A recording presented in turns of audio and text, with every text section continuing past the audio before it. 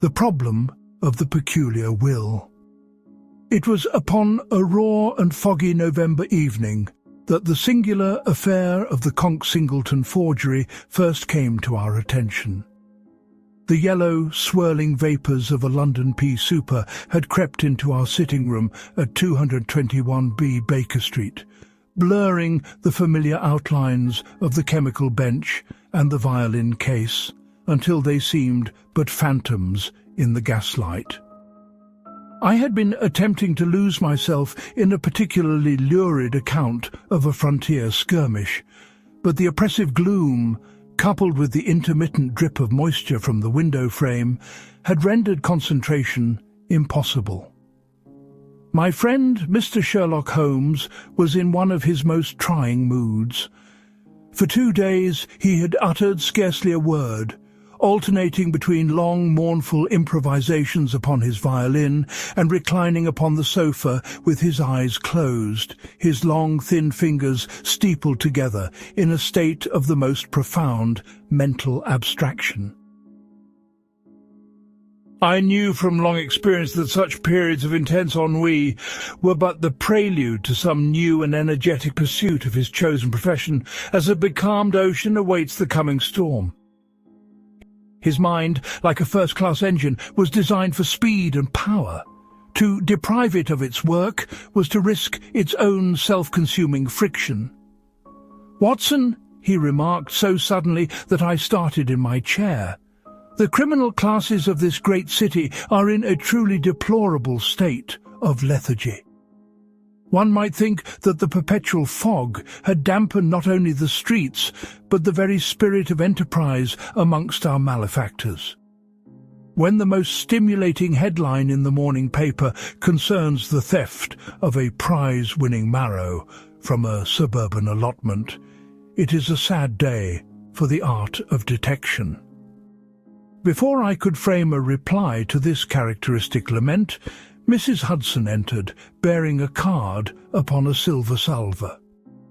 Holmes took it from her with a languid air, but as his eyes fell upon the name, a flicker of interest animated his sharp features. "Mr. Abner Penhaligon," he read aloud, "of the firm Penhaligon & Sons, solicitors, Lincoln's Inn Fields. A most respectable name, Watson. A pillar of the legal establishment.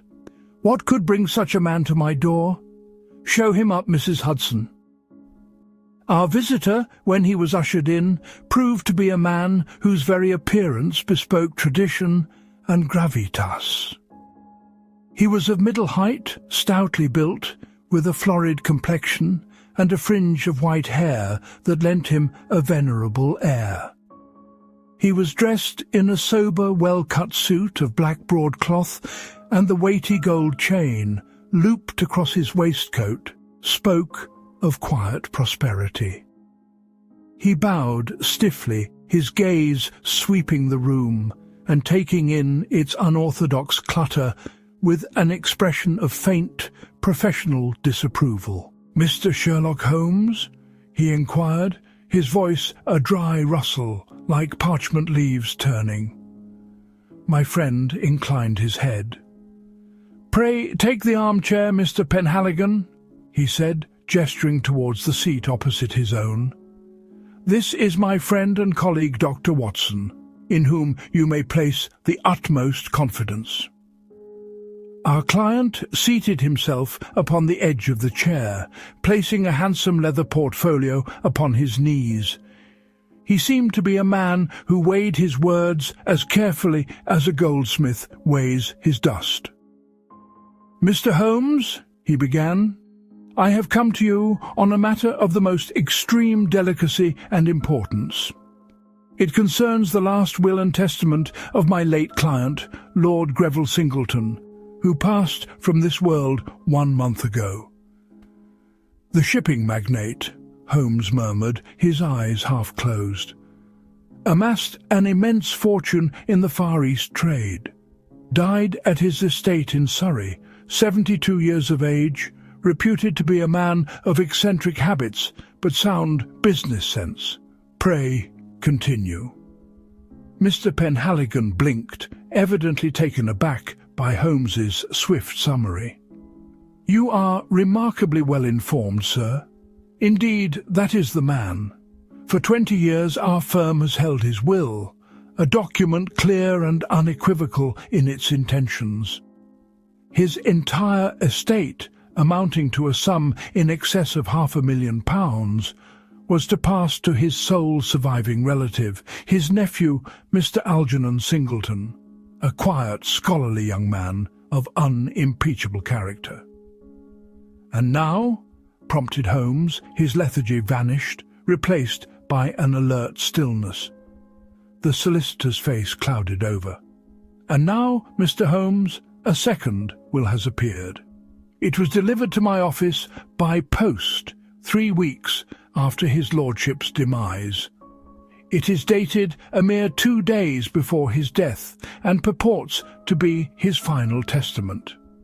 It is this document," he said, tapping the portfolio, "that has created a situation of the gravest difficulty." He unfastened the straps of his case and drew out a single sheet of heavy, cream-laid paper.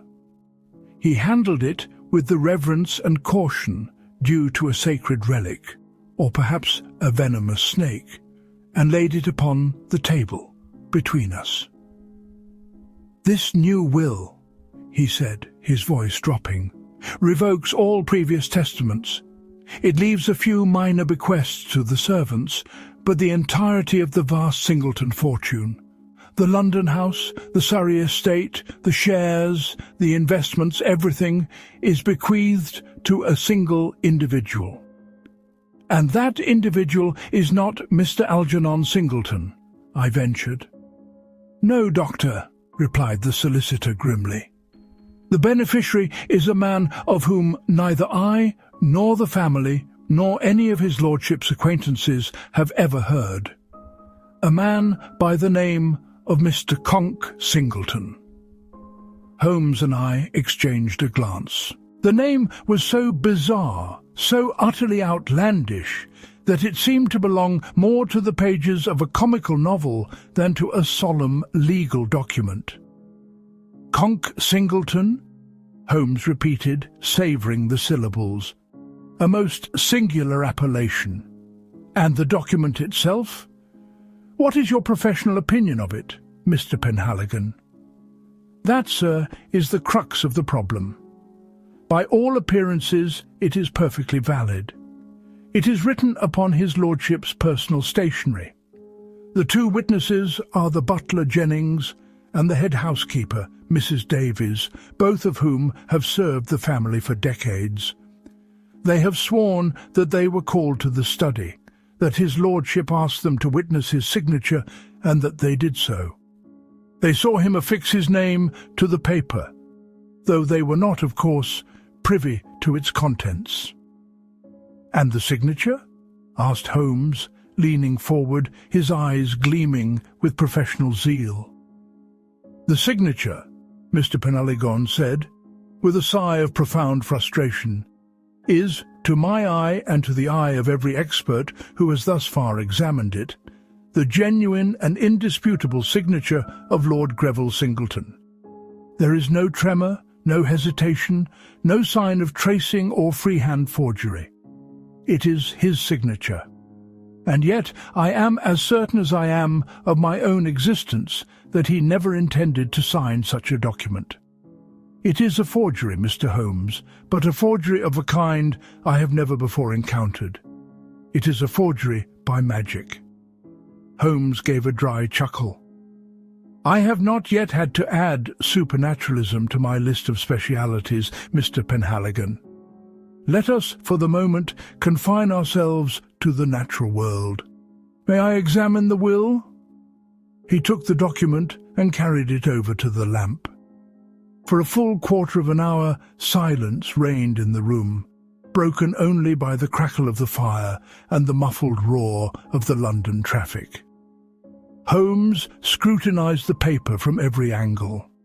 He produced his most powerful lens, poring over the texture of the paper, the watermark, the characteristics of the ink, and above all, the flowing, arrogant signature at the foot of the page.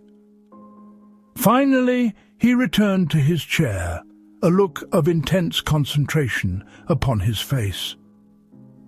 "You have brought me a problem of the most delightful subtlety," he announced. "There are 1 or 2 points of interest which I perceive upon this document, though I doubt they are the ones which have troubled your experts.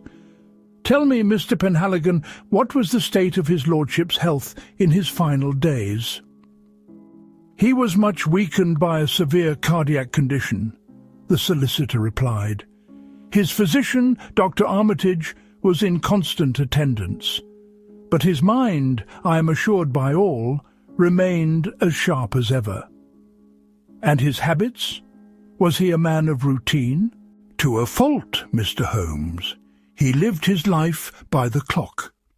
Every morning at 10, for instance, his correspondence was brought to him in a red leather folio. He would read it and then sign any letters or documents requiring his attention before they were taken away for the 11 o'clock post." "I see," said Holmes, a faint smile playing upon his lips. "And this Dr. Armitage, what manner of man is he?" "A respected physician, I believe. He has a practice in Harley Street. He was recommended to his lordship some 6 months ago." "And finally," said Holmes, tapping the will, "this mysterious Mr. Conk Singleton. What efforts have been made to locate him?" "Every effort, sir. We have placed advertisements in all the major newspapers. We have made inquiries through all possible channels. It is as if the man does not exist. He has not come forward to claim his colossal inheritance. He is a ghost, a phantom, an absurdity." "Quite," Holmes murmured, his gaze distant. "Perhaps because he is not a man at all. Watson, the game is afoot. We have here a signature that is genuine upon a will that is false, and an heir who is non-existent. A trifecta of impossibilities. Mr. Penhaligon, I shall be happy to look into this matter. I would suggest we begin by visiting Singleton Manor tomorrow. I should like to see the room in which this document was signed, and to speak with the servants, and with Dr. Armitage, if he can be found." Our client departed with a visible lightening of his burden, leaving the curious will in Holmes's possession.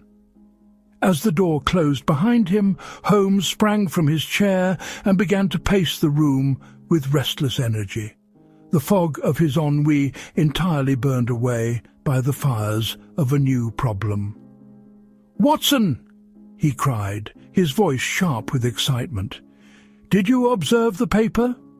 It is from the same stock as his lordship's other letters, certainly, but it has been kept differently. Note the faint discoloration along the left-hand edge. It suggests it was not stored flat in a drawer, but perhaps stood on edge in a book or a folio for some time. And the ink of the main text. It is a common commercial ink, but the signature, though in a similar black, has a slightly different chemical composition. A deeper, richer black, consistent with the special gall ink his lordship was known to favour. 2 different inks, Watson. Why?" He paused in his pacing, his hawk-like face illuminated by the gaslight. "The forger is a man of profound cunning and audacity," he declared. "He has not copied a signature, he has procured one. The question is, how? The answer, I suspect, lies not in the document itself, but in the unshakable routines of the man who signed it." An examination of trifles. The following morning broke clear and cold, a brisk wind having swept the noisome vapours from the city's thoroughfares. After a hasty breakfast, we found ourselves in a first-class carriage on the South-Western Railway, speeding through the frosted countryside towards the county of Surrey.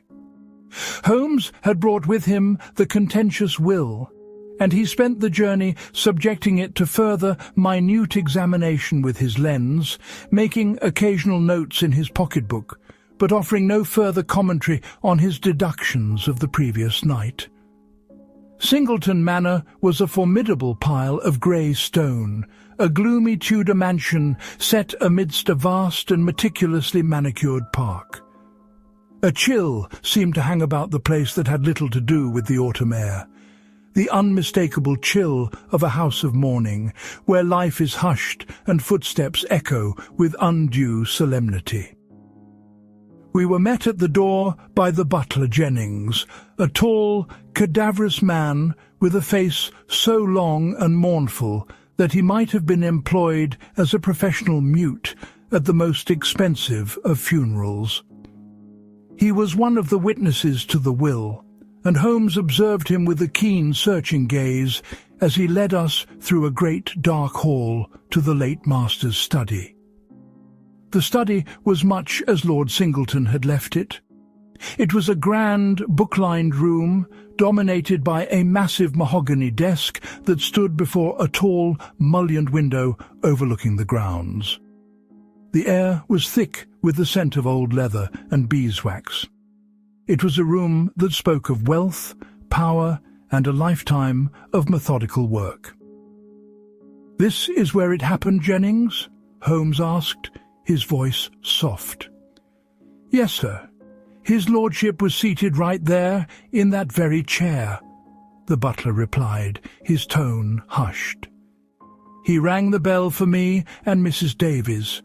He had the paper on the desk before him. He just said, 'Jennings, I require you and Mrs. Davies to witness my signature.'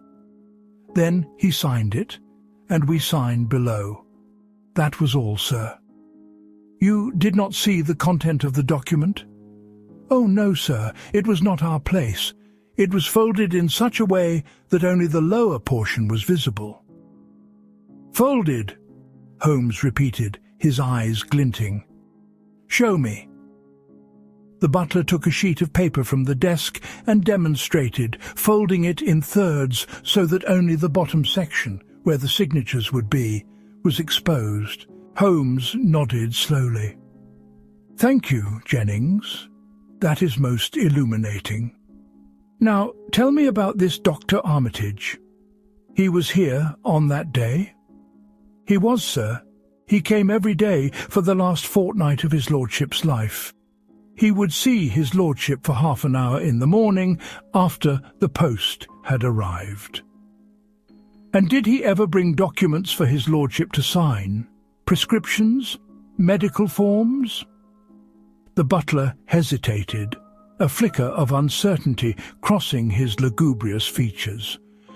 "I could not say for certain, sir. He carried a black leather bag, of course. He might have had papers in it. It was not my place to observe." Holmes then turned his attention to the desk itself. To my eye, it was simply a large, orderly piece of furniture. To Holmes, it was a text to be read. He examined the silver inkstand, the rack of pens, the heavy brass letter opener, and the pristine leather blotter. He opened the drawers one by one, glancing at the neatly bundled papers within. His gaze fell upon a red leather folio, identical to the one Mr. Penhaligon had described. "This is the folio for the Morning Post?" he inquired. "Yes, sir. I would place it on the desk at 10 o'clock precisely each morning." Holmes opened it. Inside lay a few unopened letters that had arrived after his lordship's death. He ran his fingers along the silk lining, then paused, his head cocked to one side. With the aid of a pair of fine tweezers from his pocket, he plucked something minuscule from the seam of the folio's pocket. He held it up to the light. It was a tiny, dark fibre. "Curious," he murmured, enclosing it carefully in a small envelope which he returned to his pocket. "Very curious indeed." Our next interview was with Mr. Algernon Singleton, the disinherited nephew. We found him in the library, a high-ceilinged room that felt even colder than the study. He was a slight, fair-haired young man with pale blue eyes and the stoop of a scholar. He was surrounded by books on medieval history and seemed utterly lost and bewildered by the turn his fortunes had taken. "I cannot understand it, Mr. Holmes," he said, his voice thin and reedy. "My uncle and I were always on the best of terms. I was his only family. He raised me as a son. Why would he do this? And who is this Conk Singleton? It sounds like a name from a pantomime." "Your uncle never mentioned such a person." "Never. It is preposterous.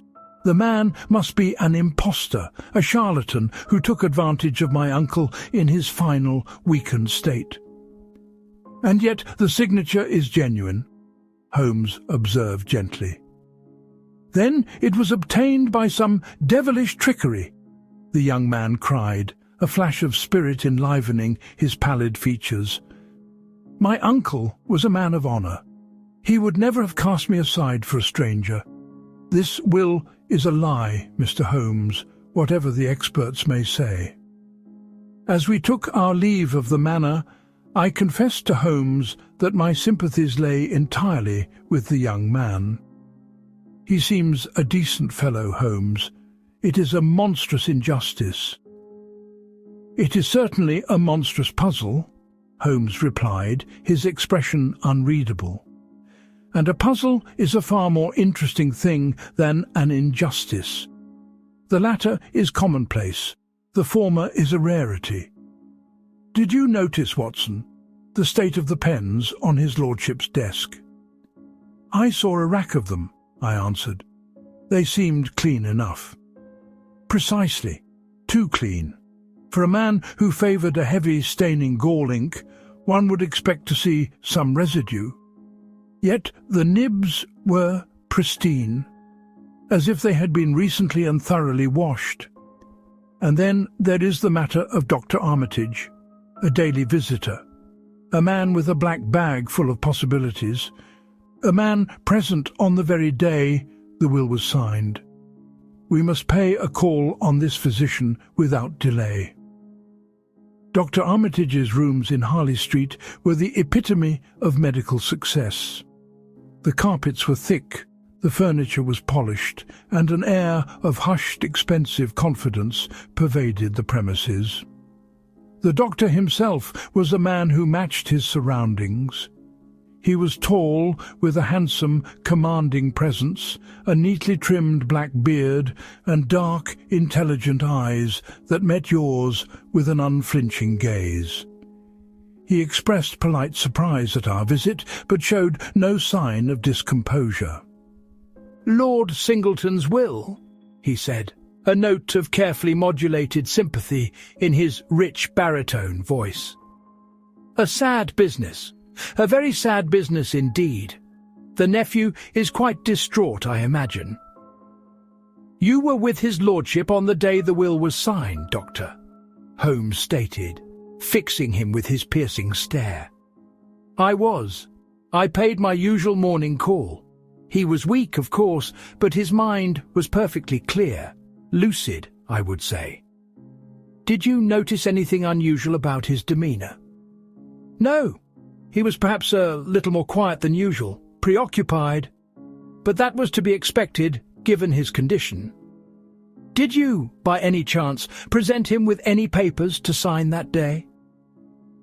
Holmes's question was dropped into the conversation with a casual air, but I saw the doctor's eyes narrow almost imperceptibly. "Papers?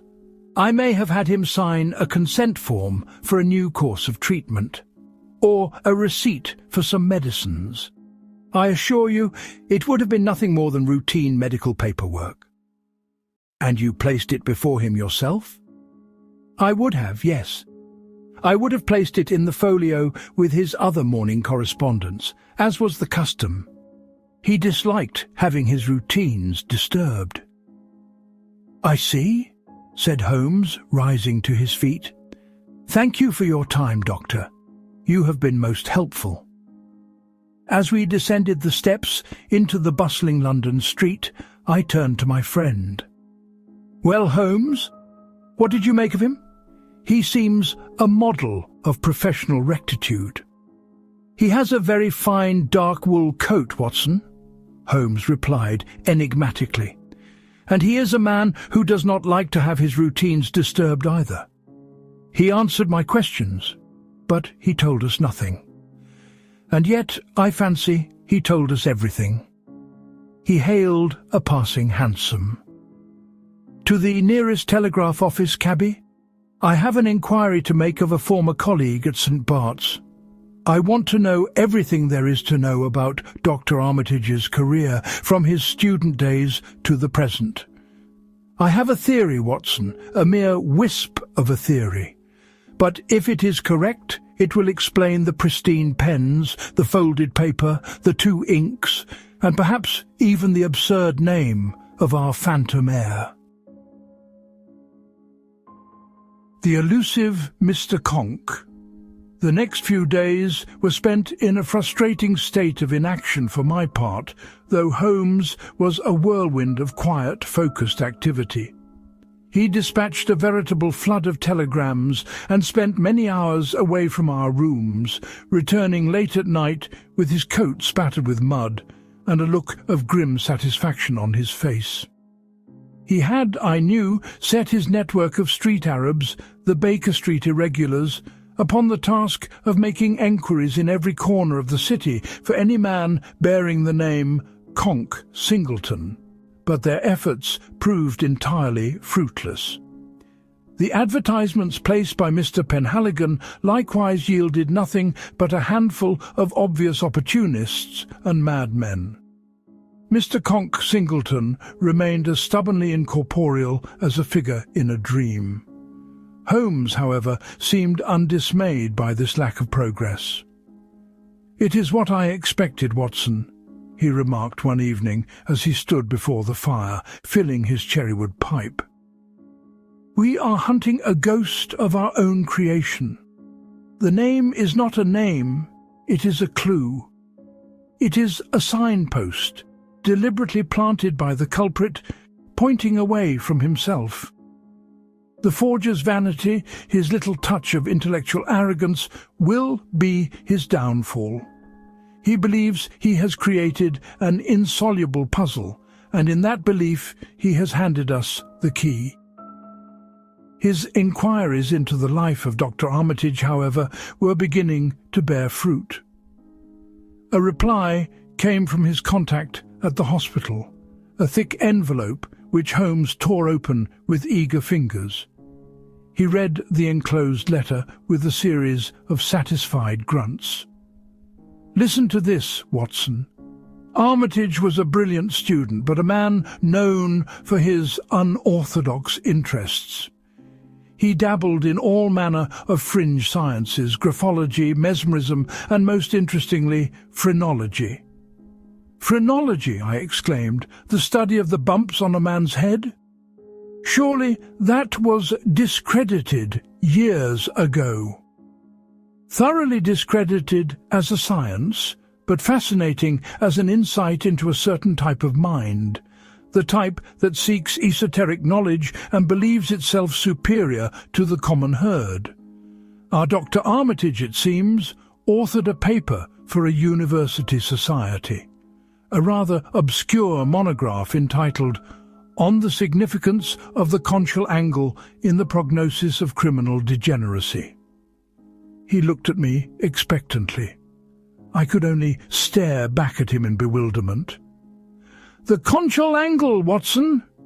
It is a phrenological term for a specific measurement of the outer ear, the concha, a feature which, according to Armitage's youthful and foolish paper, was a strong indicator of a man's base and criminal instincts. Conchal, conk. Do you not see the glimmer of a connection?" "Good heavens, Holmes," I breathed, as the first inkling of his suspicion dawned on me.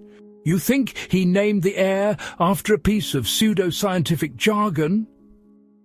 It is the sort of intensely private, arrogant joke that would appeal to a man like Armitage. To name his fictitious creation after a theory of criminality, it is the ultimate act of intellectual vanity. He has, in effect, signed his work, but in a code he believes no one else can decipher. At that moment there was a knock at the door, and a young lad, the very picture of a street urchin, was shown in. It was Wiggins, the leader of the irregulars. "Well, Wiggins?"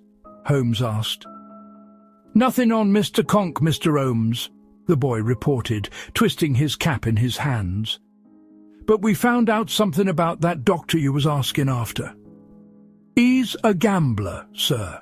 A proper plunger. Owes a packet to some very nasty customers over in Lambeth. He's been dropping hundreds at the baccarat tables." Holmes tossed the boy a shilling. "Excellent, Wiggins. That is the final piece. A motive. A man of expensive tastes and ruinous habits. The Singleton fortune would be a powerful temptation for such a character. Watson, the net is closing." But even as he spoke, a new and startling development threatened to overturn our entire investigation. Mrs. Hudson appeared with an evening paper, her face a mask of excitement. "A gentleman has come forward, Mr. Holmes," she announced. "It says so right here." Holmes snatched the paper from her. There, on the front page, was a headline that seemed to mock his every deduction. "Heir to Singleton, fortune found. Mr. Conk Singleton emerges." The article stated that a man, giving his name as Mr. Silas Conk Singleton, had presented himself that afternoon at the offices of Penhaligon and Sons, claiming to be a distant cousin of the late lord, recently returned from missionary work in Africa. He had, the paper reported, provided details of the family history that seemed to lend credence to his claim. I looked at Holmes, expecting to see shock and dismay. Instead, a slow, dangerous smile spread across his thin lips. "The doctor is cleverer than I gave him credit for," he whispered, more to himself than to me. "He knows we are searching. He feels the pressure. And so he has played his trump card. He has given substance to his phantom. He has hired an actor." "An actor, Holmes?" "Of course. He has found some down-at-heel creature, coached him in a few family details gleaned from his patient, and pushed him onto the stage to muddy the waters and claim the prize. This does not weaken our case, Watson. It strengthens it. A desperate move by a desperate man. We must go to Mr. Penhaligon's office at once. I should very much like to meet this long-lost missionary from Africa." The final demonstration. When we arrived at Lincoln's Inn Fields, we found Mr. Penhaligon's normally sedate office in a state of considerable agitation. The solicitor himself was pacing the floor, his face a battleground of hope and suspicion. "He is in the waiting room now, Mr. Holmes," he said, wringing his hands. "He seems plausible. He knew, for instance, about Lord Singleton's childhood fear of peacocks. A trivial detail, but an intimate one. I confess I am at a loss." "Permit me to ask the gentleman a few questions," Holmes said calmly. "I believe we can resolve your doubts." We were shown into the waiting room. Seated uncomfortably on a horsehair sofa was a man of about 50, with a deeply tanned, weather-beaten face, a drooping moustache, and an ill-fitting suit of tweeds. He had the shifty, evasive eyes of a man who is playing a part and fears he will forget his lines. "Mr. Conk Singleton?" Holmes began, his tone disarmingly pleasant. "The same, sir," the man replied, in a voice a little too loud for the room. returned to England to find myself the benefactor of my dear cousin Greville's kindness.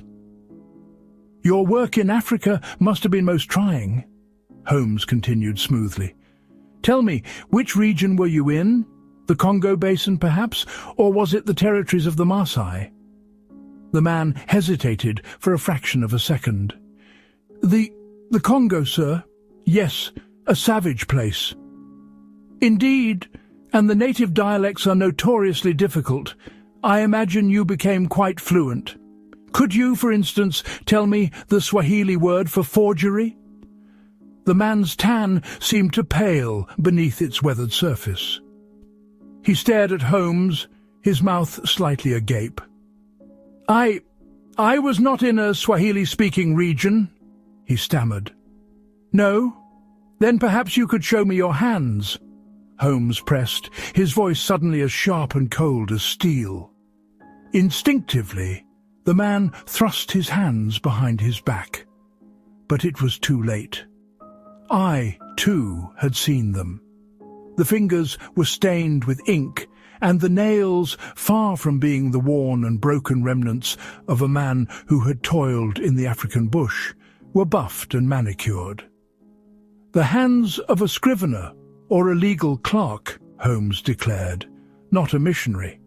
And the fine dust on your collar, my dear sir, is not the red dust of Africa, but the grey dust of the London law courts. You have been hired for this contemptible masquerade by the man who stands to gain everything. I am speaking, of course, of Dr. Armitage. At the mention of the name, the false heir collapsed as if his strings had been cut. I knew it would not work, he whimpered. He promised me £1,000. I am a poor man, sir. Leaving the snivelling wretch to the care of a stunned Mr. Penhaligon, Holmes and I hastened back to Baker Street. Now, Watson, for the final act, Holmes said, his face grim. Send a messenger to Dr. Armitage. Tell him that Mr. Sherlock Holmes requests his immediate presence to discuss an urgent development in the Singleton case. Also send for Inspector Lestrade of Scotland Yard. Ask him to wait downstairs. The time for theories is past. The time for proof is at hand. An hour later, Dr. Armitage was once again seated in our consulting room. He showed no outward sign of nervousness, but I noted the tight clenching of his jaw and the restless tapping of his fingers on the arm of the chair. "You wish to see me, Mr. Holmes?" he asked, his voice cool and steady. "I did, Doctor," Holmes replied, leaning back in his own chair. "I have solved the little puzzle of the Conk Singleton will. It was a masterpiece of simplicity and audacity. You knew that Lord Singleton was a creature of habit. You knew that every morning he signed the papers placed in his red folio without question. You also knew that his eyesight was failing and that he disliked reading lengthy documents." Holmes paused, letting his words hang in the air. The doctor remained impassive, a marble statue of respectability. "So," Holmes continued, "you procured a sheet of his lordship's personal stationery. You yourself typed out the text of the fraudulent will, leaving a space for the signature. You could not risk writing it by hand, for your penmanship might be recognized, and you invented a beneficiary with a name so absurd it was a private joke. Conk Singleton, a nod to your old phrenological theories. A name you were certain no real person possessed." "This is a fantastic accusation," Armitage said, his voice tight. "Is it? On the morning in question, you paid your usual visit. You brought with you this prepared will, folded so that only the signature line was visible. While his lordship was distracted, you slipped this single sheet into the red folio amongst the other letters and papers. When the butler brought the folio to the master, he signed everything within, including your forgery, believing it to be just another piece of routine business. He signed his own disinheritance without a second thought. Afterwards, you retrieved the will. The plan was perfect. "You have no proof," the doctor sneered, a bead of sweat tracing a path down his temple. "Oh, but I do," said Holmes softly. He produced the tiny dark fibre he had recovered from the folio at the manor. "The science of microscopy is a wonderful thing, Doctor. This tiny fibre, which I found clinging to the inside of Lord Singleton's folio, is from a rare Tibetan goat's wool. An analysis of your coat, which I procured from your tailor this afternoon on a pretext, reveals it to be made of the very same material. A thread from your coat left behind in the folio as you planted the forgery." He let that sink in before delivering the final blow. Furthermore, the pens on his lordship's desk were clean because he never used them to sign the will. He used his own pocket pen, as was his habit when away from his desk. The will, however, was written on a desk. You cleaned his desk pens to remove any trace of the common ink you had used for the witnesses' signatures, forgetting that the main signature was procured, not forged. Your accomplice, the so-called missionary, has already confessed. Your gambling debts are known to the police. The game, Dr. Armitage, is over." The doctor's composure finally shattered. His handsome face contorted into a mask of pure hatred. He lunged from his chair, his eyes wild, but Holmes was quicker. He stepped aside, and as the doctor stumbled, the door opened to reveal Inspector Lestrade and a uniformed constable. "Inspector," said Holmes, with a theatrical bow, "allow me to introduce you to the author of the Conk Singleton Forgery, and, I suspect, a man whose medical treatments hastened the demise of his patient. I believe you will find he has a great deal to answer for." As Lestrade led the trembling, defeated man away, I turned to my friend, my mind reeling at the chain of observation and deduction that had led to this astonishing conclusion. "It was the name, Holmes," I said. "It all began with that absurd name." "As it so often does, my dear Watson," he replied, picking up his violin from its case. "A man's vanity is the most infallible of clues. He created a name to celebrate his own cleverness, and in doing so he wrote his own confession. And now, if you will excuse me, I believe a little Boccherini is in order. It has been, after all, a most stimulating and satisfactory day." And as the first clear notes of the violin soared through the Baker Street fog, I knew that my friend was, for a time at least, contented. The engine had found its work, and the great mind was at peace.